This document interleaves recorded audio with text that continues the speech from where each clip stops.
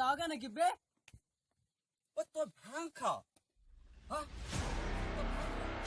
এই মাত্ৰ যে গ'ল ল'ৰা ছোৱালী কেইটাই তোক কি দেখিবি হা কি দেখিব স্কুললৈ যোৱা ল'ৰা ছোৱালীয়ে কিতাপৰ বুজা লৈ য'ত জ্ঞান লভিব যায় তেওঁ দেখি যায় তোক কথা কৈছো তই কি কথা কৈছ তই এই ল'ৰা ছোৱালীবিলাক কি কথা কথা বতৰা যে স্কুললৈ যোৱা সময়ত এই ভাত খোৱা অৱস্থা দেখিলে এই ল'ৰা ছোৱালীবিলাক জীৱন কি হ'ব তোৰ ফালে খাব লাগিব কি হয় ভৱিষ্যতৰ কথা কৈছো তই ঐ এই গাঁৱৰ সৰু সৰু ল'ৰা ছোৱালীবিলাক আমাৰ কাৰণে ভৱিষ্যত নহয় জানো ভৱিষ্যত কিহৰ ভৱিষ্যত মাক বাপেকৰ কাৰণেই মোৰ দৰে একোটা বেকাৰ হ'ব এসময়ত মোৰ মানে একোটা বেকাৰ হ'ব লাগিব ভৱিষ্যত যশস্যা যে কৈছ তই যশস্যাৰ কাৰণে বেকাৰ হোৱাটো দেখা নাই তইতো বেকাৰ হোৱা নাই এতিয়াও কি ক'ব বিচাৰিছ মই বুজি পোৱা নাই কি ভৱিষ্যত মা বাপেকৰ যশস্যা হা কি ক'ব বিচাৰিছ তই বেকাৰ আৰু যশস্যা মানে মই কথাটো মই বুজি পোৱা নাই অ কি কৈছ তই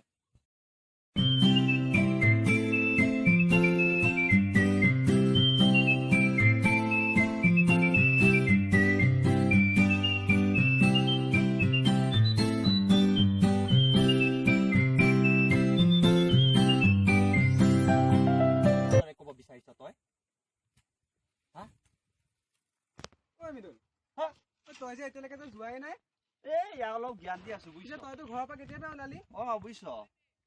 আৰু এই ভঙুৱাৰ লগত কি কথা পাতি আছ তাক অলপ জ্ঞান দি আছো কথাই প্ৰতি জাকে তাকে ভঙুৱা বুলি সম্বোধন নকৰিবি ঐ ভঙুৱাক ভঙুৱা বুলি নকয় কি ভদ্ৰ বুলি ক'ব লাগে নেকি হা বেদান্ত চাকৰি আছেতো বৰ দাদাগিৰি দেখুৱাই থাকো চাচোন মিদুল মই তাক যেতিয়াই পাওঁ তেতিয়াই সেইটো কথা কওঁ বা সি সদায় একেই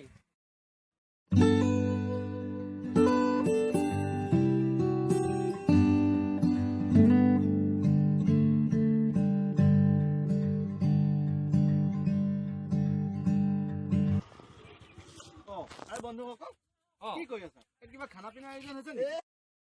নহয় বুজিছ এই ভঙুৱাটোক অকমান জ্ঞান দি আছে মিদুলে তাকে শুনি আছো তই ক'ত যাও ভূমিদাত এই LIC প্ৰিমিয়াম এটা আছে তাকে লৈ আহোঁগৈ পিছে তই এতিয়া থাক ক'ত কাশ্মীৰত থাকোঁতে বৰ ডেঞ্জাৰ জেগাও তোমালৈ ট্ৰেন্সফাৰ ল'ব নোৱাৰে নেকি এই পাওঁ যদি গুচি আহে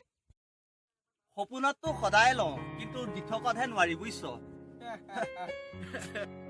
এইখিনিতে বহি পেলাই বুজাম বলচোন বল দেৰি হ'ব নেকি আকৌ স্কুললৈ এই নহয় বল আজিহে দেৰি হ'ব বল লগত চা পৱন তই মই আৰু মৃদুল আৰু বেদান্ত একেলগে পঢ়ি জানো মেট্ৰিক পাছ কৰা নাছিলোঁ মেট্ৰিক পাছ কৰাৰ পাছতহে বেলেগ বেলেগ কলেজত পঢ়িবলৈ গৈছোঁ তোৰ মনত পৰেনে লক্ষ্য ছাৰৰ পিৰিয়ডত যে আমি শেষৰ বেঞ্চত বহি এই মৰমীহঁতক জোকাই আছিলোঁ তাৰ পৰা জানো লাইফ ষ্টাৰ্ট কৰা নাছিলোঁ আমি হয় দে পৱন তই আজি এজন ডাঙৰ মানুহ হ'ব লাগে বাপেৰে এজন দেউতাৰ সন্তানবোৰ কি বজাৰৰ বেচা কিনা বস্তু বুলি ভাবি ললি নেকি তহঁতে কোৱা প্ৰত্যেকটো কথাই মই বুজি পাইছো মই মোৰ জীৱনৰ কথা কৈ আছো সেইদিনাখন আমাৰ ঘৰত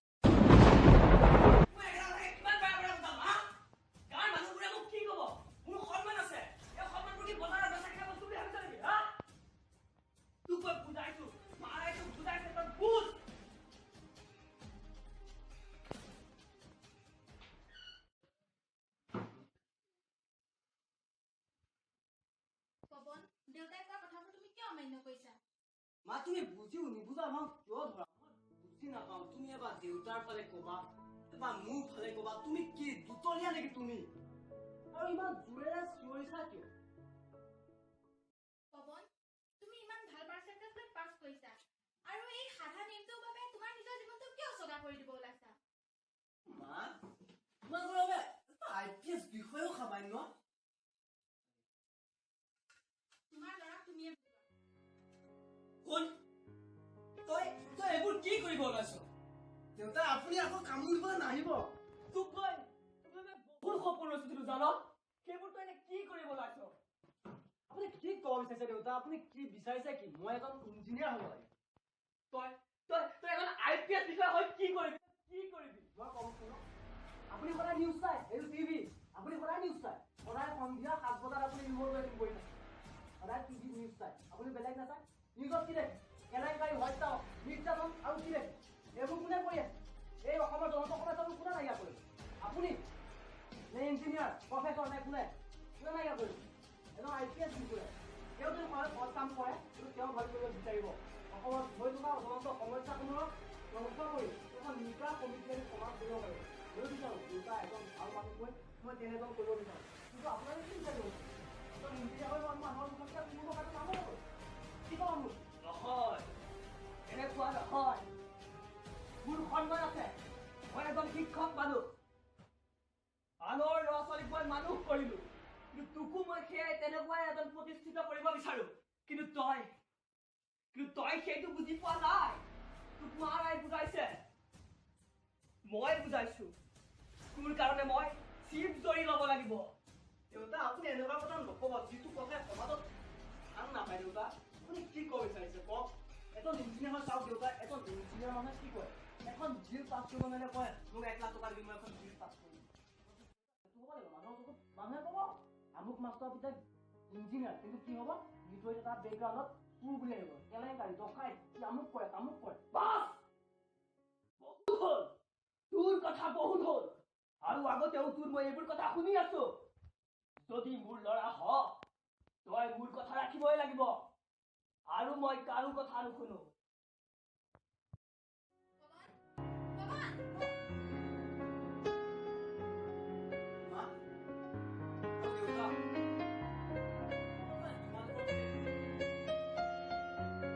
আৰু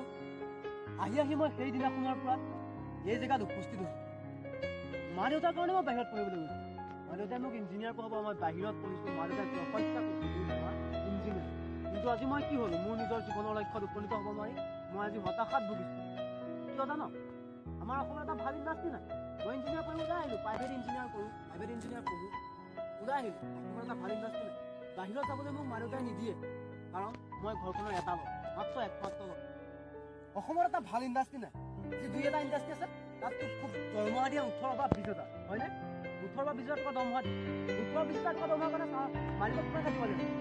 মোৰ 28 তাৰিখৰ পৰা মালিকক ক'ব লাগিব তাৰ পে'মেণ্ট কেতিয়া হ'ব তাৰে কি ক'ব তুমি কিমান উপাৰ্জন কৰিব পাৰিছা তাই ক'ব ৰ'বাচোন দি ঠিক তেনেকুৱা নিচিনা কথা মোৰ জীৱনটো সেই একেই হ'ল মা দেউতাৰ যশস্যাৰ বলত গৈ মই ইঞ্জিনিয়াৰ পঢ়িলোঁ বাহিৰত আৰু আহি মই কি হ'লোঁ ইঞ্জিনিয়াৰ পঢ়ি ওলাই আহিলোঁ বাহিৰত যাবলৈ মোৰ মা দেউতাই নিদিয়ে অসমতো এটা ভাল ইণ্ডাষ্ট্ৰি নাই মই কি কৰিম মই এটা বেকাৰ ঐ তই থাক বুজিছ এই মোৰ আকৌ স্কুললৈ দেৰি হ'ব নহয় ঠিক আছে যা দেৰি হ'লে আকৌ মাষ্টাৰটো বকিব যা তই থাক আকৌ এইফালে 5 মিনিট পালে দেৰি হ'ব যা হয় দে পৱন তই এনেকৈ হতাশাত ভুগি থাকিলে হ'ব জানো ঐ মোৰ দেৰিও হ'ল বুজিছ 4মান বজাত মোৰ ফ্লাইট আছে যাবগৈ লাগিব ঐ বিজনেছ এটা কৰি খাবি সেয়া উদিবলৈ দেখিছ LIC এটা কৰিও নিজৰ ভৰিৰ ওপৰত নিজে থিয় দি খাই আছে বুজিছনে যাওঁ দে দেই যাওঁ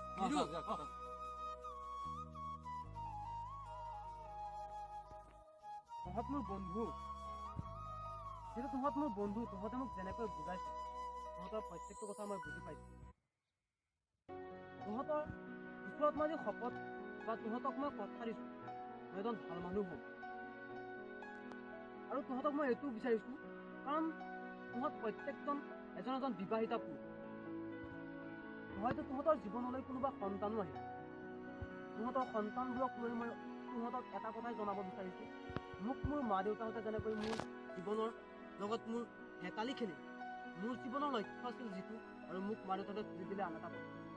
মই তহঁতক অনুৰোধ কৰিছোঁ তহঁতে প্ৰত্যেকৰে তহঁতৰ আনকো শিক্ষা দিছোঁ যাতে তহঁতৰ সন্তানবোৰৰ লগত এনে এটা ধেমালি নেখেল যিটো ধেমালিয়ে সিহঁতৰ জীৱনলৈ অন্ধকাৰ নমাই আনিব পাৰে মোৰ জীৱনলৈ মোৰ মা দেউতাই অন্ধকাৰ নমাই অনা নাই কিন্তু মোৰ জীৱনৰ লক্ষ্যত মই উপনীত হ'ব নোৱাৰিলে হয়তো মই অন্ধকাৰ পথলৈ ওলাই যাবলৈ সক্ষম হ'লোঁ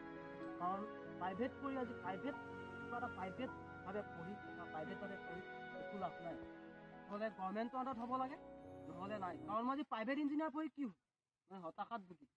অসমত এটা ভাল ইণ্ডাষ্ট্ৰি নাই সেইবোৰ বাদ দে কিন্তু মই তহঁতক এটাই কথা ক'ব বিচাৰোঁ তহঁতে তহঁতৰ সন্তানবোৰক তাহাঁতৰ নিজৰ ভৱিষ্যত জীৱনৰ যিটো লক্ষ্য সেইটো পথতে ঠেলি দিব লাগে তোৰ কথাকেইটা মই বুজি পালোঁ মোৰ সন্তানৰ ক্ষেত্ৰত মই এনেকুৱা হেতালি নেখেলোঁ যাওঁ দে বন্ধু হয় দে মই মোৰ সন্তানক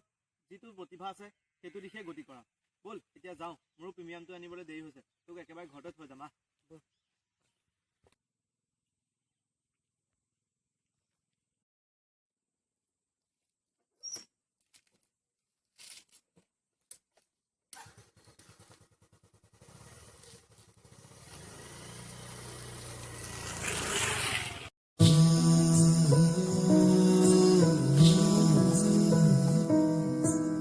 হাঁহি এটি পিন্ধি লোৱা, অনেক হাঁহি বিয়পিব। ভাঙি পাতি খুলি কোৱা, মনৰ দ্বিধা আঁতৰিব। নিজেই নিজক শুধৰোৱা, ৰাস্তা খুলিব।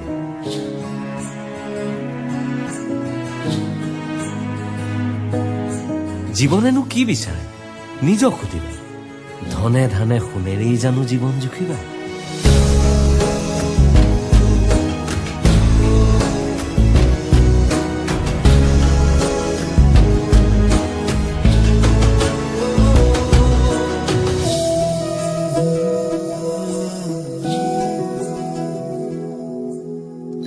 দুটিতলাৰ একেপাত স্বামী,